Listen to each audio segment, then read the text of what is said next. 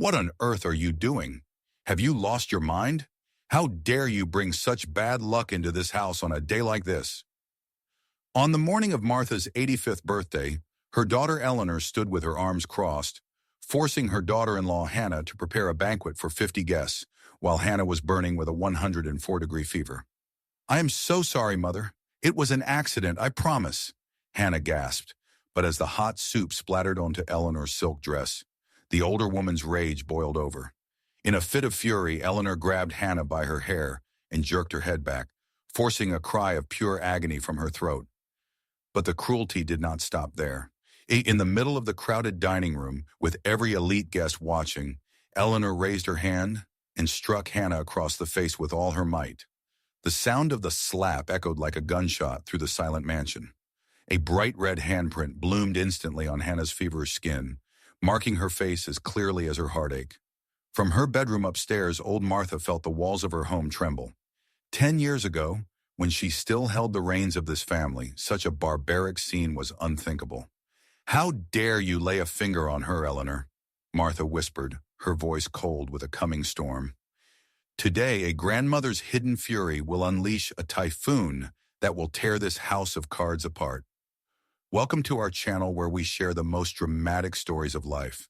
Before we begin, please like and subscribe to join our family, and let us know in the comments where you are watching from so we can send our warmest blessings to you. Now let us begin today's story. The morning air in Providence carried a sharp, crystalline bite, the kind of New England cold that seeped through the cracks of even the most stately mansions. Outside the iron gates of the Harrington estate, a pale sun struggled to pierce through a lingering gray haze, casting long skeletal shadows across the frost-dusted lawns. It was a weather of contradictions, beautifully still, yet punishingly cold. Much like the atmosphere within the limestone walls of the house, today the city felt hushed, as if holding its breath for the grand celebration of a matriarch, while inside the frantic tempo of preparation had already begun to hum. Hannah Harrington, the eldest daughter-in-law, a woman of quiet grace with weary eyes that had seen 15 years of silent endurance, moved through the expansive kitchen like a ghost haunted by its own life. Her skin was a translucent parchment, pulled tight over high cheekbones that were now flushed with a dangerous, unnatural crimson.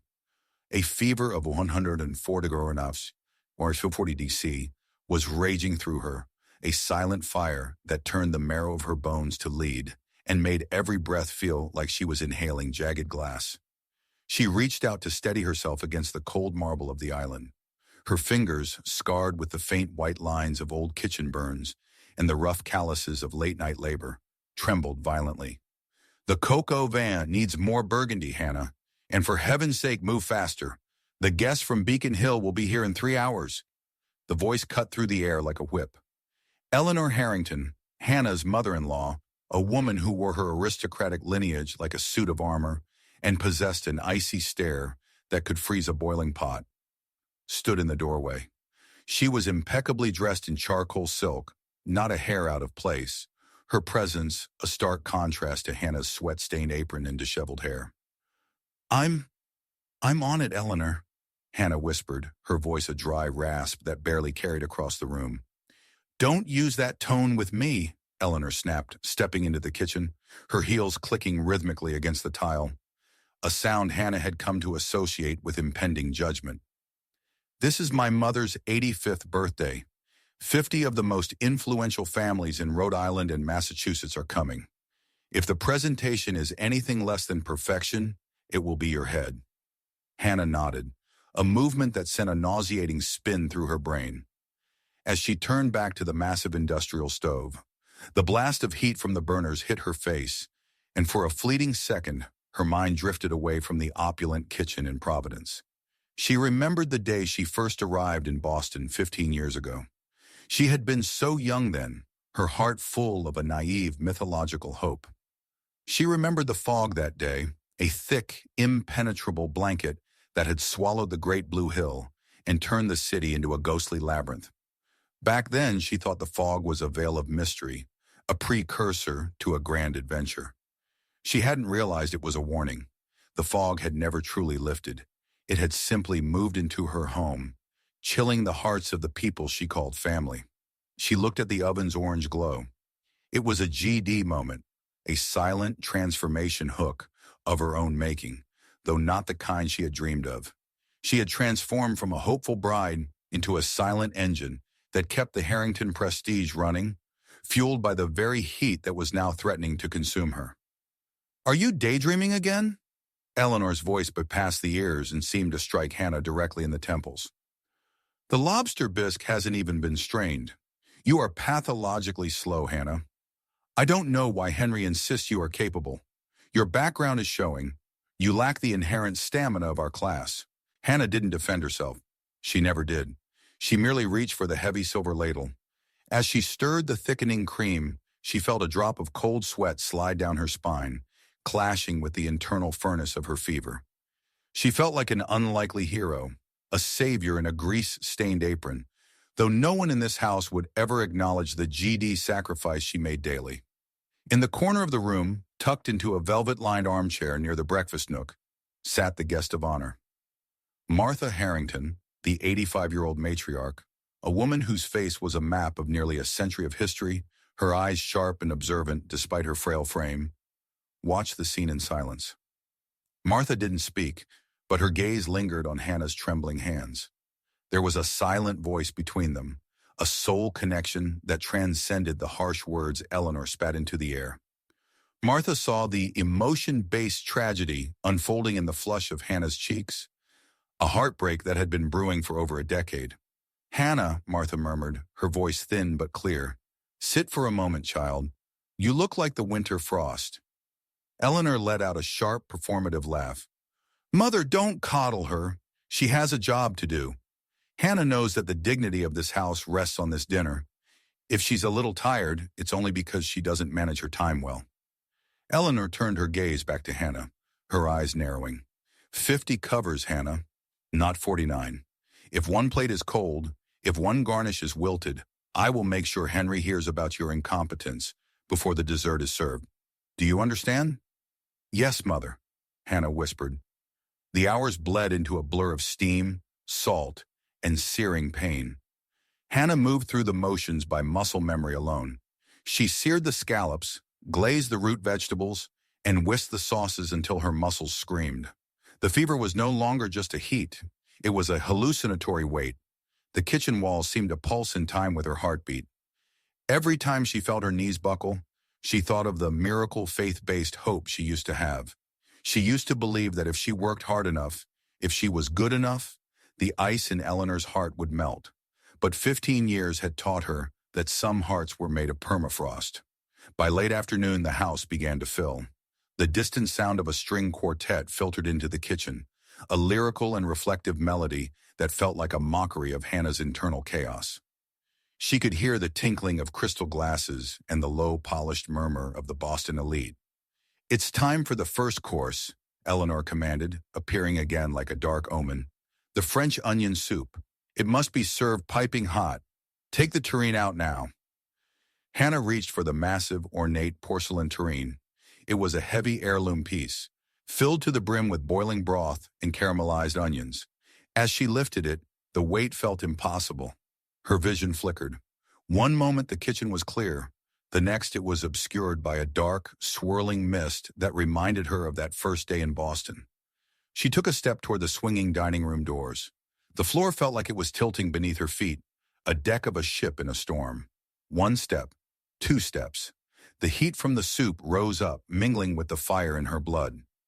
Her breath hitched. The GD climax was approaching, the point of no return. "Don't just stand there, move!" Eleanor hissed from behind her. Hannah felt a sudden sharp spike in her temperature. Her heart gave a frantic, irregular thud. The room didn't just spin, it dissolved into a kaleidoscope of gray and gold. The heavy porcelain tureen felt as though it were slipping through her fingers, gravity suddenly becoming an enemy she could no longer fight. Her vision went black at the edges. The sound of the violins outside seemed to swell into a roar. She loang choang. Her balance vanished. The tureen tilted, the scalding liquid sloshing dangerously toward the rim, as Hannah's world began to tilt into darkness, signaling a disaster that would break more than just the porcelain. The silence that followed the crash was more deafening than the sound of the porcelain shattering itself. Time seemed to coagulate, thick and suffocating like the steam rising from the floor. Hannah lay sprawled on the polished hardwood, the heat of the onion soup seeping through her stockings, stinging her skin. But that pain was a distant whisper compared to the sight before her. A jagged trail of brown broth and caramelized onions had splattered across the floor, reaching the hem of a pristine, ivory silk gown. Cynthia Harrington, the youngest daughter of the house, a woman whose beauty was as sharp and fragile as glass, and whose heart was equally cold, looked down at her ruined dress with a theatrical gasp of horror. "My dress!" Cynthia shrieked, her voice piercing the refined atmosphere of the dining room. "This is a custom-made Chanel. Hannah, you clumsy, pathetic cow. Do you have any idea what this cost?" Hannah tried to push herself up, but her hands slipped on the greasy broth. She looked at her palms, reddened by the heat of the soup, but layered over with much older marks. These were the hands of an unlikely hero. Though the room only saw a servant's failure, she saw the faint, circular scars from grease fires at the Rusty Cleaver, the gritty bit-tet joint in Boston, where she worked until 3 a.m. 3 nights a week. She had taken those shifts to pay off the secret credit card debt Cynthia had accumulated at the boutiques on Newbury Street, a debt Eleanor had threatened to shame Hannah for if she didn't fix it for the family's sake. I'm so sorry," Hannah choked out, her fever-addled brain struggling to find the words. "The floor? It just moved." "The floor didn't move, you illiterate peasant," a cold, low voice hissed above her. Eleanor Harrington descended upon her like a bird of prey. Before Hannah could react, Eleanor's hand shot out, threading through Hannah's sweat-matted hair and yanking her head back. The physical shock was so sudden that Hannah forgot to breathe. Eleanor didn't care about the guests. She didn't care about the distinguished families from Beacon Hill who were now whispering behind their lace fans. She only cared about the stain on the Harrington reputation. Slap. The sound of the strike echoed off the high ceilings, a sharp, crystalline crack that silenced the string quartet in the foyer. Hannah's head snapped to the side, her fevered skin blooming with a stark, white-to-red handprint. "You've embarrassed us for the last time," Eleanor whispered, her face inches from Hannah's. Slap! The second blow caught Hannah on the other cheek. The world tilted again, a dark, emotion-based shock rattling her skull. Hannah felt a trickle of something metallic and warm in the corner of her mouth.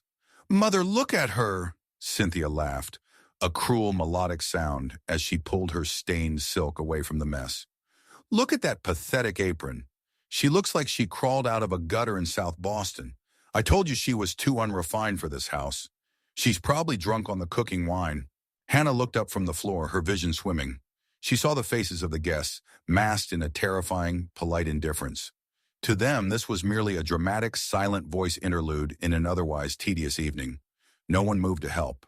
No one spoke a word of justice. Standing near the buffet was Dr. Julian Vane, a man in his late 50s with salt and pepper hair and a clinical, observant gaze. He was the family's private physician and a longtime friend of Eleanor. He adjusted his spectacles, watching Hannah's rapid, shallow breathing with a professional interest that lacked any warmth. He knew she was ill. He had seen her trembling earlier. He said nothing, choosing instead to sip his sherry. Hannah's gaze drifted to her mother-in-law. Eleanor was breathing hard, her charcoal silk bodice heaving with a dark transformation of rage. "I have spent 15 years trying to polish the dirt off you, Hannah," Eleanor spat, her voice dripping with justice and redemption venom. "I gave you a name. I gave you a roof. And in return, you give us this? You are a stain that won't wash out." Hannah tried to find her voice, to tell them about the 104-degree fire in her blood, or the thousands of dollars of Cynthia's debt she had cleared with her own sweat. But the words died in her throat. She felt a deep, hollow heartbreak, a realization that there was no miracle coming for her in this house. "Clean it up," Eleanor commanded, her voice regaining its icy composure. "Clean it up with your bare hands if you have to, and then you will go to the cellar. You are not fit to breathe the same air as our guests." Hannah dropped back to her knees. Her fingers brushed against the shards of the broken porcelain. She didn't feel the sharp edges cutting into her skin. She only felt the weight of the GD techniques being used against her. She was the wounded dog crawling to save a child, but in this story, the child was a family that wanted her dead. Cynthia stepped over her, making sure to kick a small puddle of soup toward Hannah's face. "Don't get your commoner tears in the rug, Hannah. They're probably salty enough to ruin the wool." From her seat, the matriarch Martha gripped the arms of her chair. Her knuckles were white. Her eyes were fixed on Hannah, and for a second, a flicker of something ancient and powerful passed through them. It was a call to faith, a silent promise that the wicked would eventually be punished. But for now, the storm raged on. Eleanor stood over the kneeling girl, looking down at her with a disgust so profound it felt like a physical weight. "Look at you," Eleanor sneered, raising her voice so the entire room could hear. "Prostrate on the floor where you belong. You aren't a member of this family, Hannah. You are nothing but a debt, a long, expensive, and regrettable debt that this family is finally tired of paying." The guests began to turn back to their conversations, the GD shock already fading into the background of their privileged lives. Hannah stayed on her knees, the cold soup soaking into her skin, her tears finally breaking free. They fell, hot and silent, disappearing into the dark, murky puddles of the French onion soup that was slowly growing cold on the Harrington floor. The cellar was a cavern of damp stone and forgotten vintages, smelling of wet earth and the slow decay of cork. Hannah huddled on a discarded crate, her body trembling as the fever, that 104-degree furnace, met the subterranean chill. Her face throbbed where Eleanor had struck her, but as she closed her eyes, the darkness of the cellar transformed into the neon-soaked rain of Boston. She was back at the Rusty Cleaver. It was a place that existed in the cracks of the city, a sanctuary for the exhausted and the invisible. For 15 years, this had been her secret life. To Eleanor, Hannah was a veau hawk, uneducated girl who stayed in her room at night. In reality, she was a ghost walking the streets of South Boston to protect the very family that loathed her. The memory of the grease-stained air felt more real than the stone walls surrounding her now. She could almost hear the rhythmic sizzle of meat on the flat-top grill. "You're swaying again, kid. Drink this before you pass out and ruin my floor." The voice belonged to Silas, a man whose face was a topography of deep-fried years and quiet wisdom. Silas was the head cook and owner of the diner, a grizzled veteran of the culinary trenches with a permanent scowl that hit a heart as soft as overproof dough. He was the only person who knew why Hannah worked these gem-trang white nights. Silas slid a mug of warm milk across the counter. It wasn't the artisanal lattes Cynthia sipped in the sunlight of Newbury Street. It was a simple, miracle faith-based offering of kindness. "Thanks, Silas," Hannah whispered in the memory, her voice nearly lost to the clatter of dishes. She reached for the mug, her sleeve sliding up to reveal a mottled constellation of purple and yellow bruises. Silas's eyes hardened. "Eleanor again." Hannah quickly pulled the sleeve back down, tucking the silent voice of her pain back into the fabric. "She was just stressed about the garden party. I slipped. It was my fault." "It's never your fault, Hannah," Silas grunted, flipping a burger with practiced violence. "You're burning your transformation hook at both ends. You spend your days being their sigmo, servant, and your nights being my best server just to pay for that brat Cynthia's mistakes." "Why do you do it?" "Because I promised Henry," she replied, her voice small. "And because if I don't, they'll make his life miserable too. I can handle the work, Silas. I just need the hours." She had traded her youth for this. At 25, she had been a transformation hook of vibrancy. At 30, she was an unlikely hero of endurance. She worked until her vision blurred and her legs felt like they were made of glass, all to ensure that the Harrington prestige remained untarnished. She was the secret engine of their justice and redemption fantasies, the one who paid for the sins they didn't even acknowledge. The memory shifted, turning colder. It was 3 years ago, a night when the Boston fog was so thick it felt like breathing wool. Hannah had just finished a grueling double shift, her pockets heavy with crumpled tip money. She had been saving every penny to pay off a particularly large debt Cynthia had incurred. A miracle payment for a designer watch Cynthia had lost, but actually pawned to fuel a weekend in the Hamptons. Hannah had arrived back at the Providence estate through the servant's entrance, her body screaming for sleep. As she passed the library, she heard voices. "Did the girl bring the money?" It was Eleanor's voice, sharp and predatory. "She did," came the reply from Mr. Henderson, the family's estate lawyer, a man who looked like he was made of old parchment and lived purely on billable hours. "The donations from her private tutoring, as you've labeled them, have been quite substantial this quarter." Hannah froze in the shadows.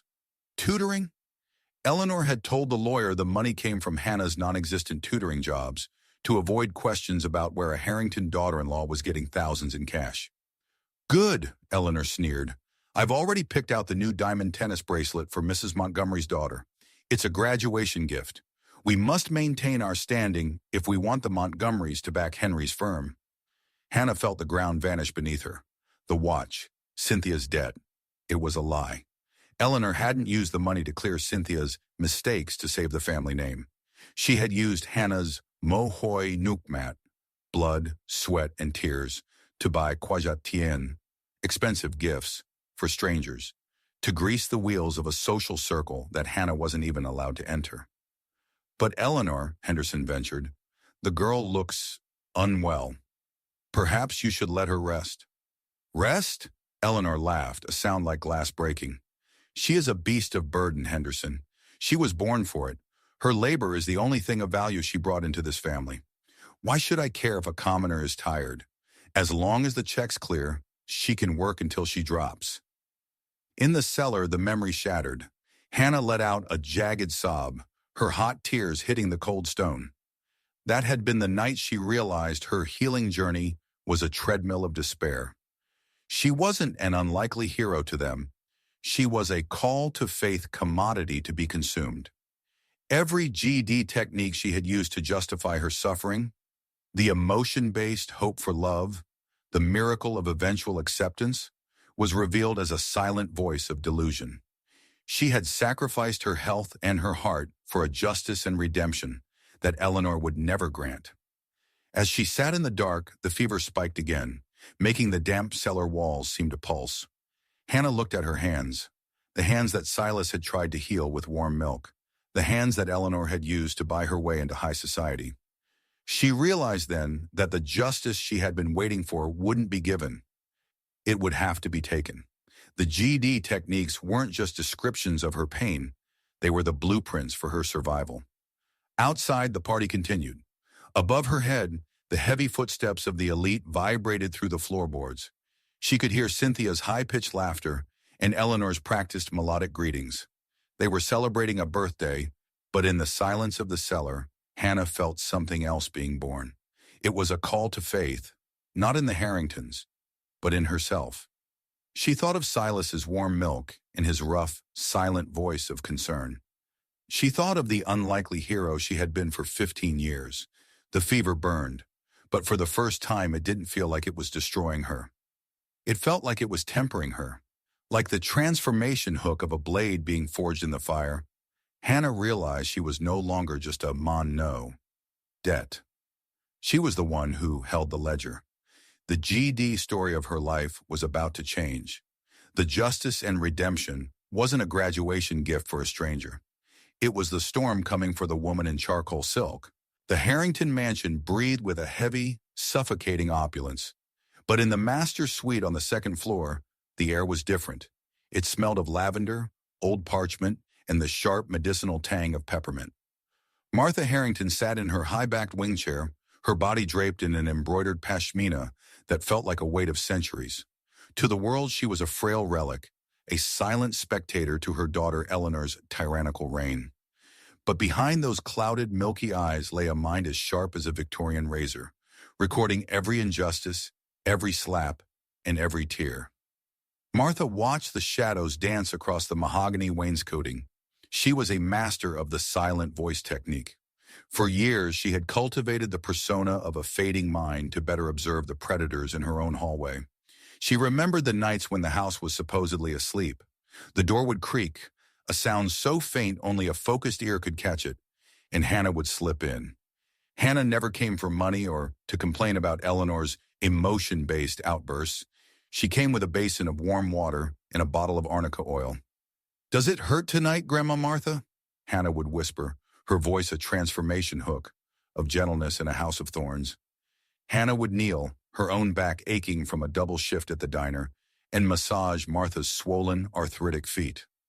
It was during those quiet hours that Hannah's silent voice truly spoke. She spoke of a life beyond the fog-laden streets of Boston, of a dream to finish her degree in literature, a dream that Eleanor had crushed under the guise of family duty.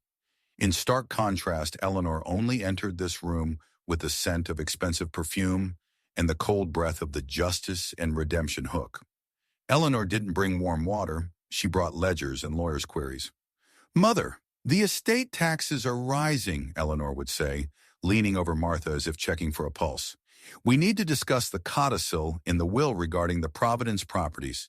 It's for the family's sake, of course." Eleanor's call to faith was always directed at the altar of the Harrington name, never at the human beings within it. Martha shifted in her chair, her gaze drifting to the door. She thought of earlier that evening, during the emotion-based disaster of the onion soup. She had watched Eleanor strike Hannah, seen the justice and redemption venom in her daughter's eyes. Martha had remained still, a miracle faith-based patience anchoring her. She knew that to strike too early was to miss the mark. A new figure entered the room, breaking Martha's reverie. Thomas, the estate's long-serving butler, a man with silver hair and a face etched with the weary loyalty of a forgotten era, carried a silver tray. He was a man of few words, a fellow traveler in the silent voice world. "Your ginger tea, madam," Thomas said softly. "Is she in the cellar, Thomas?" Martha asked, her voice cracking like dry autumn leaves. "Yes, madam. Under Mistress Eleanor's strict orders. No blankets, no water." Thomas hesitated, his eyes reflecting a transformation hook of suppressed anger. "She is very ill, madam. The fever is unnatural." Martha took the cup. The steam rose, carrying the sharp heat of the ginger.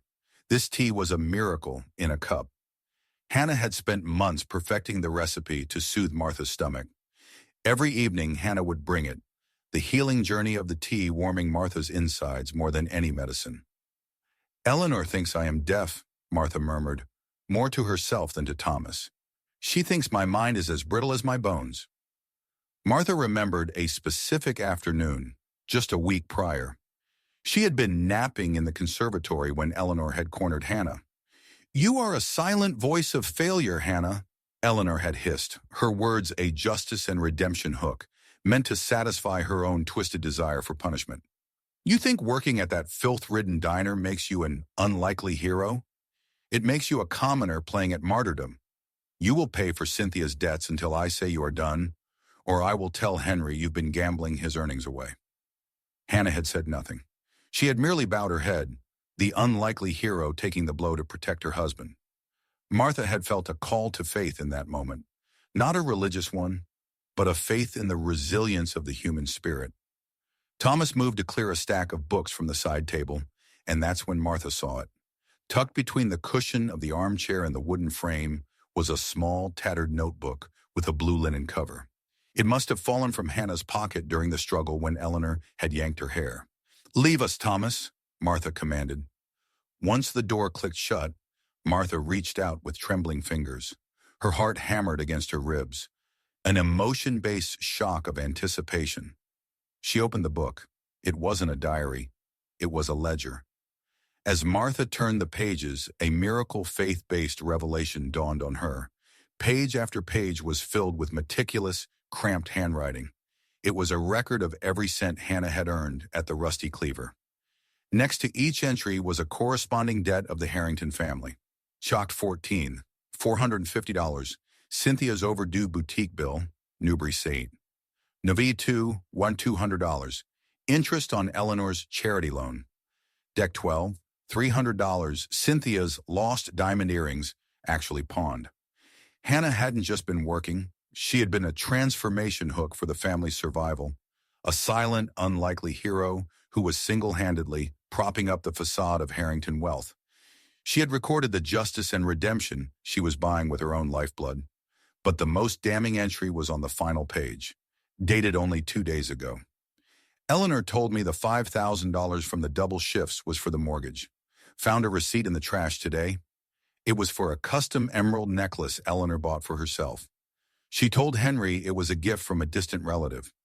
Martha's hands shook so violently the notebook nearly fell. The emotion-based heartbreak she felt for Hannah was eclipsed only by a cold justice and redemption, rage toward her own daughter. Eleanor wasn't just a tyrant, she was a parasite, using the call to faith of family loyalty to bleed a young woman dry. Martha looked at the tea Hannah had taught Thomas to make. The warmth of the ginger tea was a miracle of love in a house of ice. Martha realized then that Hannah's healing journey had never been for herself. It had been a silent voice effort to keep the walls of this mansion from crumbling on top of everyone. The unlikely hero was currently freezing in a cellar because she had been too exhausted to maintain a lie she shouldn't have had to tell in the first place. Martha closed the blue notebook. The GD techniques she had observed for years, the emotion-based manipulation, the false miracles, were about to meet a real justice and redemption hook. The silent voice of Martha Harrington was about to become a roar. She gripped her gnarled cane, the wood groaning under her strength. The Ngoy Kwan Sat was done watching. "Oh, Eleanor," Martha whispered into the empty room, her eyes burning with a call to faith for the storm to come. "You think you are the one who judges? You haven't even begun to see the justice I have in store." Martha tucked the blue ledger under her pashmina, right against her heart. It was a miracle piece of evidence, a transformation hook that would soon turn this mansion into a courtroom. The tires of the black sedan crunched over the gravel driveway of the Providence estate, cutting through the heavy evening mist like a predator through deep water. Henry Harrington, a man with a jawline carved from the same stubborn granite as his ancestors, but with eyes that held a warmth his mother Eleanor had never managed to extinguish, felt a strange cold tightening in his chest. He had been in Chicago for a grueling 2-week merger, but his mind had never truly left the quiet, weary smile of his wife, Hannah. As he stepped out of the car, the house felt wrong. The lights were blazing for a celebration, yet the air carried a jagged, GD tension that vibrated in the soles of his shoes. He didn't even wait for Thomas to grab his bags.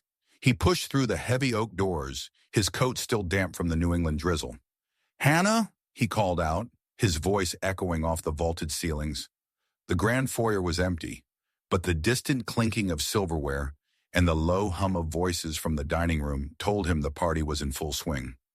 He moved toward the kitchen, expecting to find his wife orchestrating the final courses with her usual silent efficiency. Instead, he found only the lingering scent of burnt onions and a shattered porcelain shard missed by the broom. "Henry, you're early." Eleanor Harrington stepped into the hall, her charcoal silk rustling. She wore a mask of maternal delight, but her eyes remained as hard as flint. Behind her followed Marcus, Henry's younger brother, a man who spent more time at the country club than the office, his face already flushed from expensive scotch. "Where is Hannah, Mother?" Henry asked, bypassing the pleasantries. He noticed Eleanor's hand twitching, a silent voice tell of guilt she rarely showed. "She's resting," Eleanor said smoothly. "She had a bit of a clumsy spell earlier. Broke my mother's heirloom tureen. I sent her downstairs to reflect on her carelessness." Henry's blood turned to ice. "Downstairs? You mean the cellar?" Without waiting for an answer, he turned toward the basement door. He ignored Eleanor's sharp command to stop. He flew down the stone steps, his heart hammering a GD rhythm of dread. At the bottom, in the dim, flickering light of a single bulb, he saw a shadow huddled on the cold floor. "Hannah!" He reached her in 3 strides. When he touched her shoulder, he recoiled. She was radiant with heat, her body shaking so violently it felt as though she might break apart. He gathered her into his arms, and as the light hit her face, he let out a sound that was half sob, half growl. Across her pale, sweat-slicked cheek was a vivid, angry crimson welt, the unmistakable mark of a hand. Her eyes fluttered open, glassy and unfocused. "Henry?" she whispered, her voice a silent voice thread of agony. I didn't mean to break it. I'm sorry. I'll work more shifts. I'll pay it back." Shh, Hannah, you don't owe anyone anything, he choked out. As he adjusted her weight, her sleeve fell back. There, taped to the crook of her arm, was a sight that shattered his soul. A medical IV needle, crusted with a small dried bead of blood. She had been at the hospital, she had been on a drip, and his mother had forced her to leave the clinic to serve soup to strangers. A GD memory flashed before his eyes, vivid, lyrical, and painful. He was back in Boston, under the shadow of the Harvard Bridge. The air had smelled of the Charles River and fresh hope. He had knelt before her, promising that if she married him, he would be her shield against the world. He had promised her a healing journey, not a march to the grave. I promised, he hissed into the damp air of the cellar. I promised to protect you. He stood up, lifting Hannah's feather-light body as if she were made of glass. The unlikely hero in him, buried under years of trying to please a demanding mother, finally clawed its way to the surface. He walked up the stairs, each step a call to faith for a new life. He burst back into the kitchen, then straight through into the dining room where the guests sat frozen. Eleanor stood at the head of the table, her face pale. Henry, put that girl down. You are making a scene in front of Dr. Vane and the Montgomerys, Eleanor commanded, her voice a justice and redemption hook, designed to shame him into submission. Henry didn't stop until he was inches from her. He looked at his mother, then at Marcus and Cynthia, who were watching with a mixture of boredom and annoyance. Look at her, Henry roared, his voice shaking the crystal chandeliers. Look at what you've done. He turned Hannah slightly so the light hit the bruise on her face and the bloodied IV site on her arm. A GD shock rippled through the guests. Even Dr. Vane lowered his glass, his clinical indifference finally cracking. She was in the hospital, Mother. She was dying of a fever, and you dragged her here to cook for 50 people. You struck her because she was too sick to stand.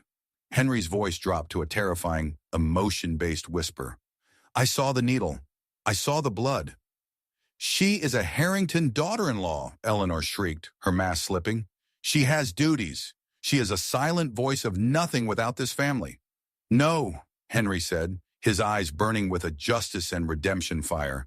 This family is a silent voice of nothing without her.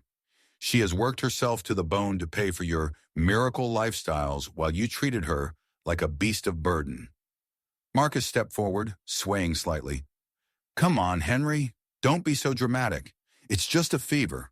She's fine. Henry's gaze cut Marcus down where he stood. If you speak another word, Marcus, I will forget we share the same blood. Henry looked back at Eleanor. He felt the GD weight of 15 years of silence finally lifting. The transformation hook was complete. He was no longer the dutiful son. He was a man reclaimed by his own conscience. I remembered the Harvard Bridge today, Henry said, his voice now calm and cold. I remembered a promise I made to a woman who deserved the world. I haven't kept it, but I will start now.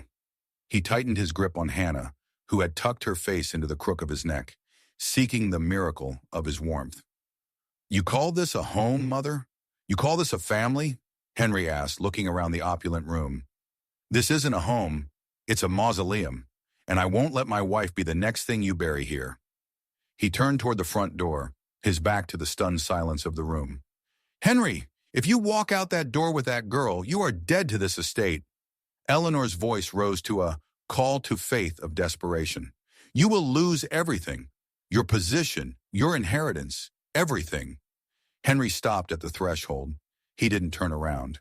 He looked down at Hannah's pale hand, scarred from the kitchen fires, and thought of the unlikely hero she had been for him every single day. Kanse jua Hannah jikoi jia, nguchnaingai lap touch. I am taking Hannah out of this hell right now, Henry declared, his voice ringing with a justice and redemption finality. Keep the estate, Mother. Keep the money. I'd rather be a beggar in the fog of Boston than a king in this house of ghosts. We are never coming back. He stepped out into the night. The Providence mist felt clean against his skin, washing away the stench of the Harrington mansion. Behind him he heard the faint sound of a GD heartbreak, the sound of his mother's pride finally shattering against the silence of the empty hall. As he settled Hannah into the back of the car, he looked up at the darkened window of the second floor. For a fleeting second, he saw the curtain move. A silent voice from Martha, a witness to the exodus. "It's over, Hannah," he whispered as he started the engine. "The GD nightmare is over. We're going home." The heavy front door had not yet latched shut behind Henry and the shivering Hannah when a sound sharper and more commanding than Henry's roar vibrated through the dining hall. It was the rhythmic, hollow thud-clack of a cane striking the hardwood with the weight of a judge's gavel. Eleanor, who had been lunging toward the foyer to stop her son from abandoning his duty, froze mid-step. Marcus and Cynthia, still clutching their drinks as if they were lifebuoys, turned with wide, bewildered eyes toward the head of the table. Martha Harrington was standing. For years she had been a fixture of the room, as stationary and silent as the grandfather clock in the corner. Now she moved with an ancient, mythological authority that seemed to shed her frailty like a discarded skin. Her spine was a straight line of iron, and her eyes, once clouded, burned with a terrifying clarity. "Sit down, Eleanor," Martha commanded. The words were low, but they possessed a silent voice power that made the crystal on the table hum. "Mother, you should be in bed," Eleanor stammered, her face a pale, emotion-based mask of confusion. "Henry is being hysterical, and this girl—" "I said sit," Martha repeated. She didn't raise her voice. She didn't have to. The justice and redemption in her tone was absolute. Eleanor sank into her chair, her charcoal silk rustling nervously. A heavy, suffocating silence descended upon the room, thicker than the Boston fog Hannah so often remembered. The distinguished guests, including Arthur Sterling, a local historian and the family's oldest friend, a man with a white beard and a penchant for observing the miracle faith-based patterns of high society, leaned in, sensing the air was pregnant with a transformation that would change the Harrington lineage forever. Martha didn't look at the guests. She reached into the folds of her pashmina and pulled out an object that seemed out of place in this room of cold silver and sharp edges. It was a small, weathered music box made of dark walnut, its edges smoothed by decades of touch. "Eleanor," Martha said, her gaze pinning her daughter to the seat, "you have spent years asking me about the final dichuk, will. You have badgered me about the Providence estate, the Boston storefronts, and the family trusts. You have treated this house like a carcass you were waiting to pick clean." Eleanor opened her mouth to protest, but Martha held up a hand. "I have heard every word you whispered in the halls. I have heard you call that girl a debt. I have seen you use her mohoi nuokmat, blood, sweat, and tears, to buy jewelry while she worked in a cellar."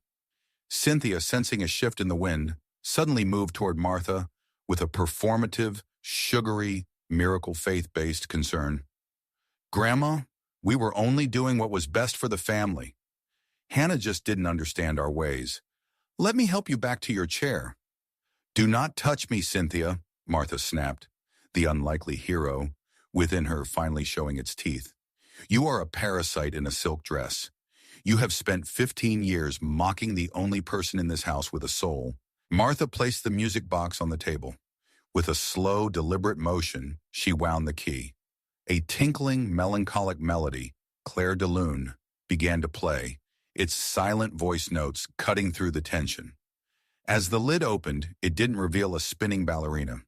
Instead, it held a small, rolled parchment tied with a blue ribbon, the same shade as Hannah's secret ledger. "You thought the inheritance was a matter of blood," Martha said, her voice echoing the call to faith for a higher justice. "But blood is just salt and water if it doesn't hold honor. 15 years ago, when I saw what you were doing to that girl, when I saw the light in her eyes start to fade under your justice and redemption cruelty, I made a choice." Martha unfurled the parchment.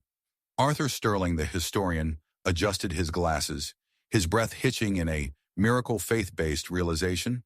He knew the seal on that paper. It was the Harrington Sovereign Trust. "You have been living in a dream, Eleanor," Martha continued, her voice gaining the strength of a transformation hook. "You thought you were the mistress of these properties. You thought you were the one who allowed Hannah to stay." Martha leaned forward, her eyes locking onto Eleanor's trembling form. "I transferred the deeds to the Boston commercial buildings and the Harrington storefronts to Hannah's name 10 years ago," Martha revealed. The emotion-based shock that hit the room was visible. Eleanor's jaw dropped, her hand flying to the emerald necklace she had bought with Hannah's stolen wages. "What?" Eleanor choked out. "That's impossible. She's a commoner. She's nobody." "She is the one who has been paying your taxes," Martha countered, her voice a justice and redemption hammer. "She is the one who kept the lights on when your investments failed.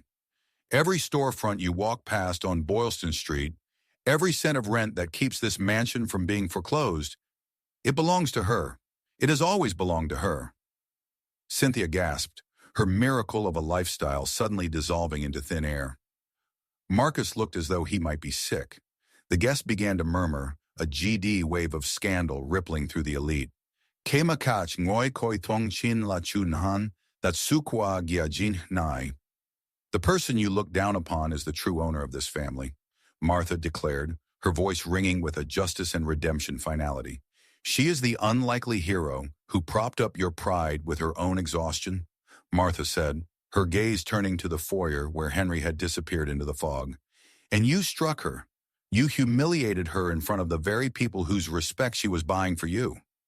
Martha picked up the music box and slammed it shut, the music ending in a sharp, silent voice, snap. "The D. Chooks will is settled," Martha stated. "The Providence House stays with me until I draw my last breath. But the income, the power, the Harrington name, it left this house tonight in Henry's arms. You are no longer the mistress of anything, Eleanor. You are merely a tenant in a house owned by a woman you treated like a slave." Eleanor looked around the room, seeking justice in the eyes of her peers. But she found only the cold, GD reflection of her own greed. Dr. Vane turned away. The Montgomerys stood up to leave, their silence a call to faith judgment. Martha turned to Arthur Sterling. "Arthur, you are a witness. The transformation is complete. Tomorrow the lawyers will finalize the eviction of the old spirit of this house." Martha sat back down, the unlikely hero exhausted but victorious. She looked at the closed door, a silent voice prayer following Hannah into the Boston night. The justice and redemption hook had finally caught its prey, and for the first time in 15 years, the Harrington mansion felt truly empty. The grand dining hall, once a theater of Harrington vanity, had become a cold, echoey courtroom. As the last of the distinguished guests filtered out into the Providence night, their hushed whispers felt like 1,000 tiny needles piercing the silence. Eleanor sat slumped in her chair, her charcoal silk dress looking like a shroud. Cynthia was hunched over, her fingers frantically clawing at the ivory silk of her stained gown, as if she could scrub away the reality of Martha's revelation. Martha stood over them, her cane held firmly. She didn't look at her daughter. Her gaze was fixed on the open blue ledger that Thomas had fetched from her room. "It wasn't just the properties," Martha said, her voice dropping into a register of cold justice and redemption clarity. "It was the blood money. Every cent Hannah earned at that diner was funneled back into this house. Eleanor, do you remember the audit from 5 years ago? You told the board the shortfall was covered by a private investor. That investor was Hannah, working 18-hour days while you were at the spa." The silent voice of the room grew heavier. Eleanor looked up, her face a pale, emotion-based mask of defeat. The realization was sinking in. They weren't just disgraced. They were entirely dependent on the woman they had broken. Without Hannah's unlikely hero endurance and her legal ownership of the Boston assets, the Harrington name was a hollow shell, a silent voice of debt and ruin. "You took her dignity because it was the only thing you couldn't buy," Martha whispered. A heavy knock sounded at the door. Thomas opened it to reveal Officer Halloway, a man with a face like weathered brick and a steady justice and redemption gaze. He was a local constable who had grown up in the shadow of the Harrington estate and knew the silent voice secrets of the neighborhood. "Is there a problem, Madam Harrington?" Halloway asked, his eyes moving from the shattered porcelain on the floor to the red mark on Hannah's face, which was still visible in the memory of the room. "The neighbors on Blackstone Boulevard mentioned a disturbance. People are talking, Eleanor. They're saying you've finally gone too far." Eleanor didn't answer. The miracle faith-based shield of her reputation was gone. The neighbors, The silent voice of the community who had long suspected the rot behind the limestone were no longer whispered rumors. They were witnesses to her justice and redemption downfall. Suddenly, the front door swung open. Henry walked back in, his clothes damp, his face set in a transformation hook of cold resolve. He had left Hannah in the care of Silas at a nearby clinic, where her fever was finally being treated with healing journey care. He had returned for his things, but the sight of his mother and sister in their emotion-based wreckage stopped him. Hannah was with him. She walked slowly, supported by Henry's arm. Her fever had broken slightly, leaving her pale but present, a silent voice of mourning for a family that never was. She looked at Eleanor, not with the justice and redemption fury the older woman expected, but with a deep, emotion-based sadness. "I didn't want the buildings, Eleanor," Hannah said, her voice a transformation hook of quiet grief. "I just wanted a mother. I worked those nights because I thought if I saved the house, I might finally be worth loving." The silent voice of Hannah's regret was the most punishing justice of all. Eleanor flinched, a GD heartbreak finally cracking through her layers of charcoal silk. For the first time, she saw Hannah not as a mono, dead, but as an unlikely hero, whose love was the only thing that had kept them from drowning. Cynthia looked up, her emotion-based vanity replaced by a raw, silent voice fear. "Hannah, please, we didn't know. We thought—" "You didn't think," Hannah interrupted softly. "You just consumed." Martha stepped forward, the justice and redemption hook of her authority fully unfurled. "Forgiveness is a miracle, as Hannah, but justice is a transformation. Eleanor, Cynthia, you think the loss of money is your punishment? No, your punishment is understanding the cost of a single hour of Hannah's life." Martha turned to Officer Holloway and then back to her family. "Thomas, bring me the keys to the station wagon, the old one. Eleanor, Cynthia, take off those jewels. You are going to Boston." "Boston?" Cynthia shrieked. "To the lawyers?" "No," Martha said, a GD spark of unlikely hero grit in her eyes. "To Silas, to the Rusty Cleaver. I have spoken with him. Since you have lived off the Mohoy Nookmat, blood, sweat, and tears, of a waitress for 15 years, you will now serve the community you look down upon." The chow trow climax hit the room like a physical blow. The thought of the aristocratic Eleanor Harrington scrubbing floors in a South Boston diner was a transformation hook, so sharp it made Eleanor gasp. "I won't do it," Eleanor hissed. "You can't force us." "I don't have to force you," Martha countered, her justice and redemption voice as steady as a heartbeat. "But if you don't, Thomas will change the locks tonight. You can find a miracle on the streets, or you can go to the diner, work the shifts Hannah worked, and earn the healing journey of a real apology. Only then will I allow Hannah to decide if you deserve a seat at any table she owns." Henry looked at his wife. He saw the unlikely hero in her eyes, the part of her that still believed in the miracle of redemption. "Go, Mother," Henry said, his silent voice full of justice and redemption finality. "Go see the world you've been eating. Maybe you'll finally learn the call to faith of a hard day's work." Eleanor looked at Martha, then at the blue ledger, and finally at Hannah's tired, emotion-based eyes. The justice was absolute. With trembling hands, Eleanor unhooked the emerald necklace, the gift she had bought with Hannah's stolen life. She placed it on the table next to the broken tureen. Cynthia followed suit, her designer earrings clattering onto the wood. As they moved toward the door, escorted by the silent voice of Thomas's disapproval, the neighbors of Providence watched from their windows. The GD story of the Harrington Fall was being written in the fog. Hannah watched them go, a silent voice of healing journey beginning in her heart. She didn't feel the justice and redemption joy she thought she would. She only felt the emotion-based weight of the years she had lost. But as Henry pulled her close, the warmth of his miracle love began to melt the 15 years of ice. "They have to learn, Hannah," Henry whispered. "I know," she replied. "I just wish they had learned from love instead of Su Trung fat punishment." Above them, The silent voice of the Harrington mansion seemed to shift. The limestone walls no longer a prison, but a witness to a transformation that had been 15 years in the making. The fog that had once served as a suffocating shroud over Hannah's life had finally surrendered to a golden, persistent New England sun. Spring had come to Boston, and with it, the city had shed its icy armor for the vibrant greens of the public garden and the shimmering cobalt blue of the Charles River.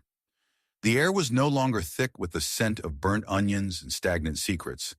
Instead, it carried the fragrance of blooming magnolias and the salt of the distant Atlantic. Hannah sat on a weathered wooden bench along the esplanade, her back straight and her gaze peaceful. The fever that had nearly claimed her life in that Providence cellar was a fading nightmare, a healing journey that had left her not weakened but forged. She wore a simple linen dress, her hands, once scarred by grease fires and raw from cold dishwater, now rested calmly in her lap. Beside her, Sister Beatrice, a woman with a face like a dried apple and eyes that twinkled with the wisdom of 40 years in community service, was reviewing a stack of architectural blueprints. Beatrice was the director of the newly established Harrington Silas Center, a vocational sanctuary Hannah had founded using the storefront assets Martha had deeded to her. "The kitchen equipment for the training wing will arrive Tuesday, Hannah," Beatrice said, her voice a transformation hook of quiet joy. "We already have 20 women signed up for the first culinary certification program. Most of them are working the same late-night shifts you used to." "Make sure they have access to the daycare center first, Beatrice," Hannah replied, her silent voice resonant with a newfound authority. "I don't want any woman to have to choose between feeding her child and building her future." Hannah was no longer an unlikely hero in the shadows. She had used her justice and redemption to create a miracle for others. She had transformed her pain into a lighthouse. A gentle breeze ruffled the pages of a letter sitting on Hannah's lap. It had arrived that morning from a postmark in South Boston. The handwriting was cramped and lacked its usual aristocratic flourish. It was from Eleanor. "Hannah," the letter began, "Silas made me scrub the grill for 6 hours yesterday. My back aches in a way I never knew possible. But as I sat in the break room, Silas gave me a mug of warm milk, the same one he used to give you. I realized then that I didn't even know how to say thank you. I am learning slowly that a person's value isn't in their name, but in the calluses on their palms. I don't expect forgiveness, but I wanted you to know that for the first time in my life, I am earning my keep." Hannah let out a soft breath, a GD moment of reflection. The justice and redemption hook had worked its miracle. By forcing Eleanor to live the life she had exploited, Martha had given Eleanor the only thing money couldn't buy, a conscience. "Henry's coming," Sister Beatrice noted, standing up to give them privacy. Henry walked across the grass, his stride light and his eyes fixed on his wife. He wasn't the man who had been paralyzed by his mother's disapproval anymore. He was a partner in a healing journey. He sat next to Hannah, taking her hand, the hand that was now a silent voice of strength. "Grandma Martha is waiting for us in the car," Henry said. "She wants to see the center before we take her back to the new apartment." They walked together toward the parked sedan. In the back seat sat Martha. She looked smaller now, her physical frame finally yielding to her 86 years. But her spirit remained the unlikely hero that had saved them all. She lived with Hannah and Henry now in their sun-drenched apartment overlooking the common, far from the limestone ghosts of Providence. "Did you show them, Hannah?" Martha asked as Hannah climbed in beside her. "Did you show them the center?" "I did, Grandma. It's beautiful," Hannah whispered, leaning her head on the older woman's shoulder. Martha reached out and took Hannah's hand, her thin fingers surprisingly strong. This was the call to faith hook, the moment of deepest connection. Martha looked out the window at the Charles River, where the rowing teams were cutting through the water in perfect rhythmic harmony. "You know, child," Martha began, her voice a miracle of clarity, "everyone thought you were the one who needed saving. Eleanor thought you were a mon debt. Even Henry thought he had to be your shield." Martha turned to look Hannah in the eye, her emotion-based hook causing a swell of deep feeling in the quiet car. "But it was the other way around," Martha said, a warm GD smile touching her lips. "Chao Kong Chi Ku Gia jin nai koi nonan, chao jiang ku le lin hon qua chungta. You didn't just save this family from debt, you saved our souls. The Sao Trao climax was a quiet one, a silent voice victory that felt more profound than any roar. Hannah had used her healing journey to break a cycle of justice and redemption, cruelty, that had lasted for generations. She had proven that an unlikely hero doesn't just survive, they redeem. I just wanted us to be a family, Grandma, Hannah said softly. And we are, Martha replied, a real one. One built on the truth of Silas's diner and the son of the Charles, not the lies of Providence. As the car pulled away, the sun finally cleared the last of the morning haze over the Longfellow Bridge. The light hit the water, turning the river into a path of liquid gold. Hannah looked at her reflection in the window. She saw a woman who had walked through the fire and come out a miracle. The Harrington name no longer felt like a heavy charcoal silk shroud. It felt like the transformation hook of a new beginning. Hannah leaned back, her heart finally at rest. The GD techniques of her life, the emotion-based pain, the miracle of Martha's Dichuk, will, the unlikely hero strength, had all led to this moment of healing. The story of the Vohak, uneducated girl was over. The legend of the woman who saved a family's soul had just begun. Hannah smiled, a warm, radiant expression that mirrored the dawn, as they drove toward a future where every silent voice was finally heard and every justice was tempered with love. The journey of Hannah Harrington reminds us that our true worth is never defined by how others treat us, but by the quiet strength of our own character.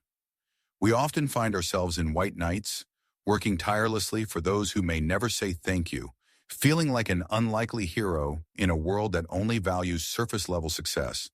However, this story teaches us that no sacrifice goes unseen. Integrity is a silent voice that eventually speaks louder than any insult. Like Hannah, may you find the courage to keep your heart soft even when the world is cold, knowing that justice and redemption have a way of finding those who remain faithful to their path. If this story touched your heart or restored your faith in the power of resilience, please take a moment to like this video and share it with someone who might be going through their own foggy morning. Don't forget to comment below with your thoughts and subscribe to our channel. By joining our community, you help us continue to share these GD tales of hope and transformation with the world. Dear Heavenly Father, we thank you for the miracles of endurance and the faith that carries us through the darkest cellars of our lives. We ask for your special blessing upon every viewer watching this today. Please grant them the strength of Hannah, the wisdom of Martha, and the protection of a love that never fails. May your light lead them out of the mist and into a bright, new dawn. If you believe God still performs miracles and guides us toward justice, please write Amen in the comments below.